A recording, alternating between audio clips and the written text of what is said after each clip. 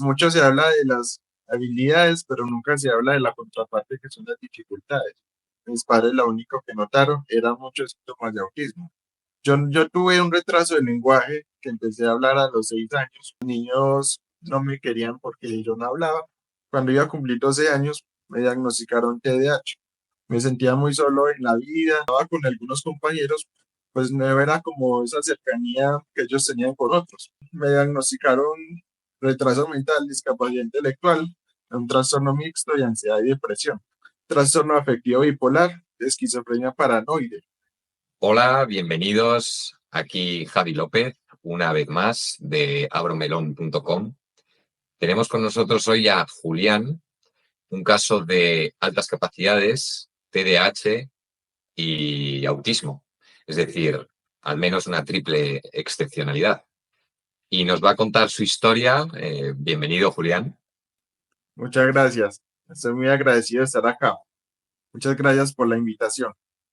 Voy a empezar como lo hago siempre, preguntándote un poco por qué te presentes y que nos digas cómo conociste este mundo de la alta capacidad y que empieces por donde tú consideres que tienes que empezar. Dale. Mi nombre es Julián, tengo 24 años. Conocí este medio de este término de las altas capacidades y superdotación debido a que hace unos años yo siempre me he sentido que no encajaba en nada. Yo sentía que no encajaba en la sociedad. Soy una persona que constantemente tiene que estar buscando respuestas a las preguntas que se cuestiona. Ahí inmediatamente me apareció un término llamado altas capacidades. Me metí, investigué más a fondo y yo me identifiqué completamente con todos los aspectos. En mayor o menor medida me sentí muy identificado. Me he sentido que es como un subidón y bajón de total, porque mucho se habla de las habilidades, pero nunca se habla de la contraparte que son las dificultades. Que yo no tengo ningún amigo, la verdad. Todo el día me la paso encerrado en la casa, pero a veces no me hace como falta salir a conversar con nadie, sino que disfruto mucho estar en la soledad. Vale, vale, aquí va a ser complicado, ¿vale? Saber qué pertenece a las altas capacidades, qué pertenece al autismo, qué pertenece a un TDAH o qué pertenece simplemente a tu propia personalidad, cómo te has desarrollado, tus retos, si has podido tener una infancia dura, depresión, problemas de autoestima. Vale, entonces es muy importante que quien vea este vídeo haga un análisis y cuando lo vea no piense que son compartimentos totalmente estancos, ¿vale? Hay muchas cosas que se solapan y no me gustaría dar la sensación de que cualquier historia que se encuentre en este canal es como la verdad absoluta. Entonces, me gustan las historias porque pasan a ser experiencias que se pueden compartir entre las personas que tienen una neurodivergencia. Pero no tomemos todos estos ejemplos como una causa-efecto directa de las altas capacidades, pongamos. Entonces, vamos a ver. Como tienes una triple excepcionalidad y tienes altas capacidades, me gustaría empezar quizá pues desde el principio. ¿Por qué no nos cuentas si tus padres notaron algo desde pequeño, alguna diferencia, una manera de funcionar diferente? Cuando nací aparentemente bien. Los síntomas del autismo se empezaron a manifestar, de que yo me aislaba de los otros niños. Cuando quería jugar con los niños no me querían porque yo no hablaba. Yo tuve un retraso de lenguaje que empecé a hablar a los 6 años. Mis padres me llevaron al fonoaudiólogo, me llevaron a muchos especialistas y ninguno de ellos supo dar una respuesta. Entonces no me entendían lo que yo decía. Vale, Eh, entonces hubo un retraso del lenguaje, por lo visto, de los 0 a los 6 años, evidente. Todo esto, unido a tus relaciones sociales con las personas de tu edad, llevó a tus padres o a tu madre a pensar que había signos de autismo. Supongo que el médico dijo que probablemente sería así y digamos que ese fue un poco el diagnóstico que te acompañó durante bastante tiempo, ¿no? ¿Hasta cuándo? ¿Hasta Eh, cuándo cambió la cosa a ver que podías tener TDAH o altas capacidades? y cuando yo tenía los 6 años ya empecé a hablar. Empecé a hablar, empecé a comunicarme así, como sin ningún tipo de terapia, solamente así solo, así de la nada. Empecé a hablar, bueno, iba a cumplir 7 años, 6, estaba en primero de primaria, hasta el 2012 que estuve en sexto, estuve estable. Fui un buen alumno, fui un caso normal, aparentemente estaba normal, hasta que en el 2012, cuando iba a cumplir 12 años, me diagnosticaron TDAH. Yo era un niño que era muy distraído, hablaba mucho, conversaba mucho, no era capaz de concentrarme en nada. Ya en el 2013 yo estaba más estable, ya estaba mejor académicamente, aparentemente mejor, pero en el 2014 sí ya me dio ansiedad y depresión, un trastorno mixto de ansiedad y depresión. Estaba con la psicóloga del colegio, tenía citas muy seguido, tenía citas aproximadamente cada 2 semanas y yo sentía que yo no avanzaba.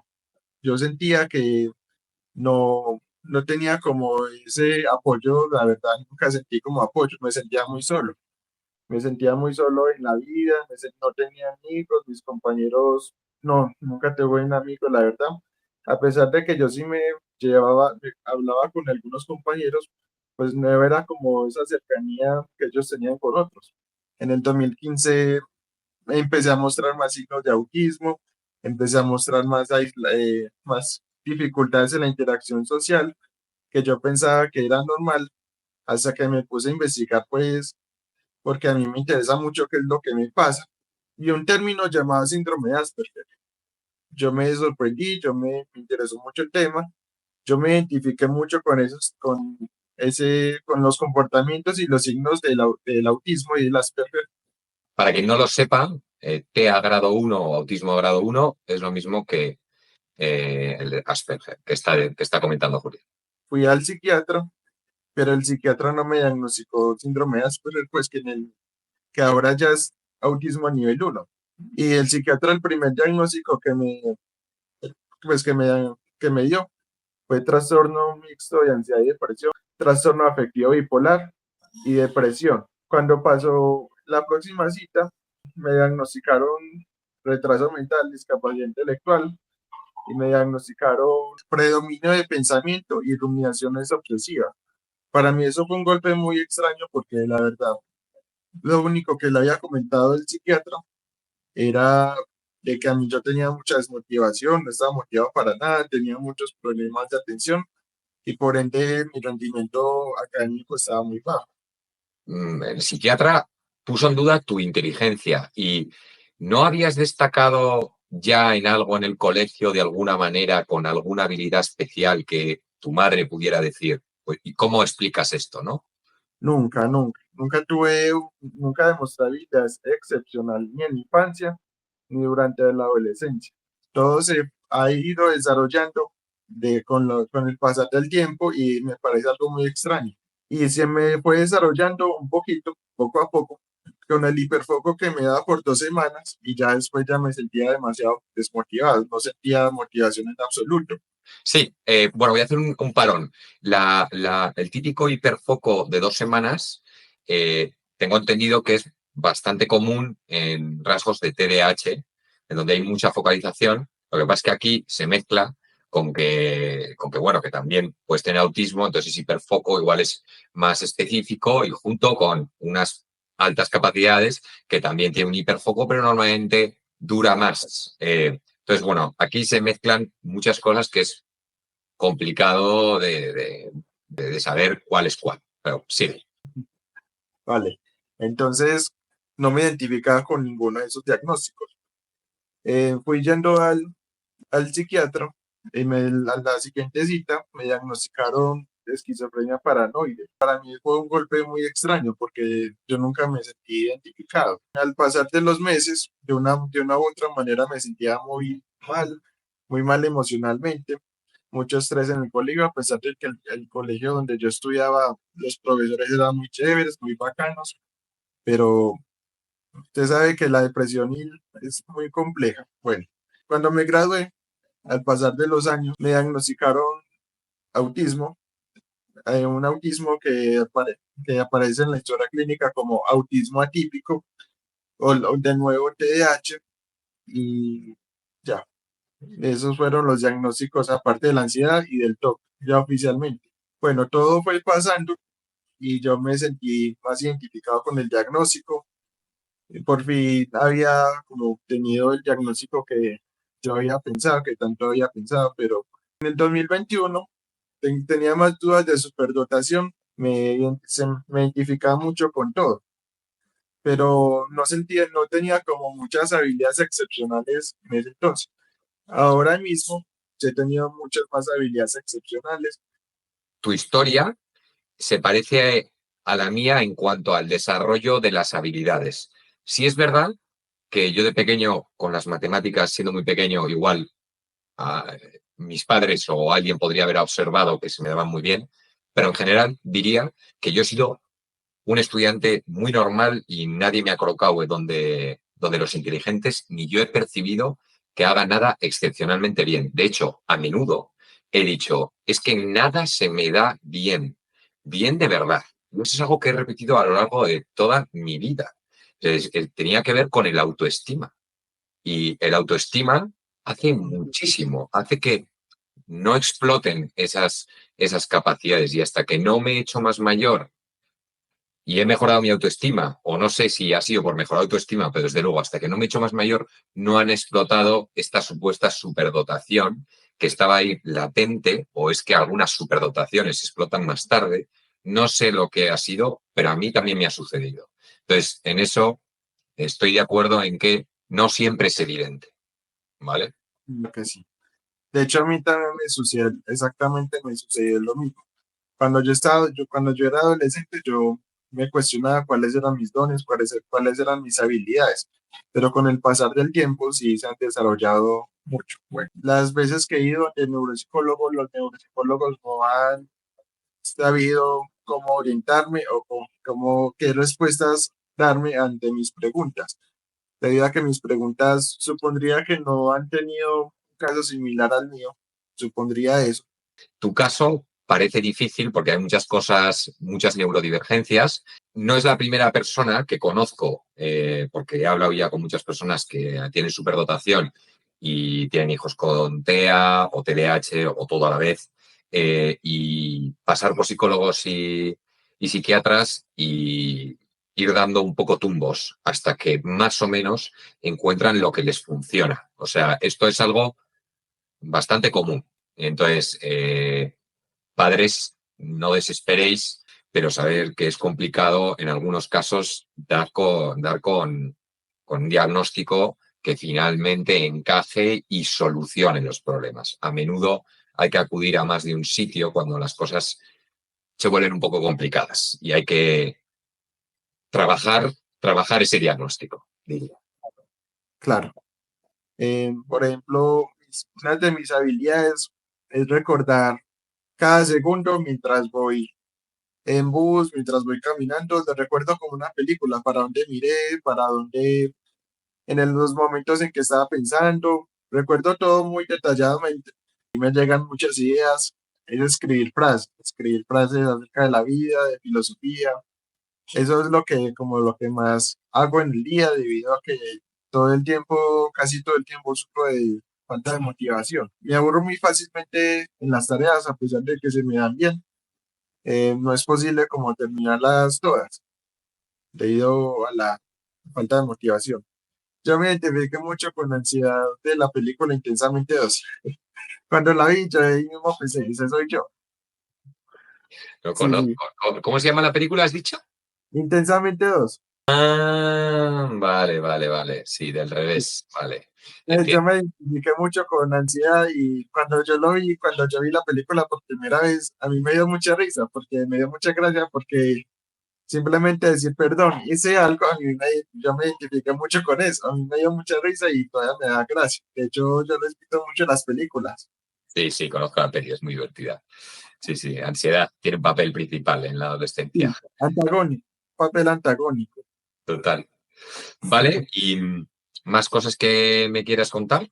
En primer lugar, las dificultades de la interacción social son muy altas. No es que tenga problemas para conversar con alguien. Los problemas son como de mantener las amistades porque no soy de las personas que les gusta estar hablando con alguien.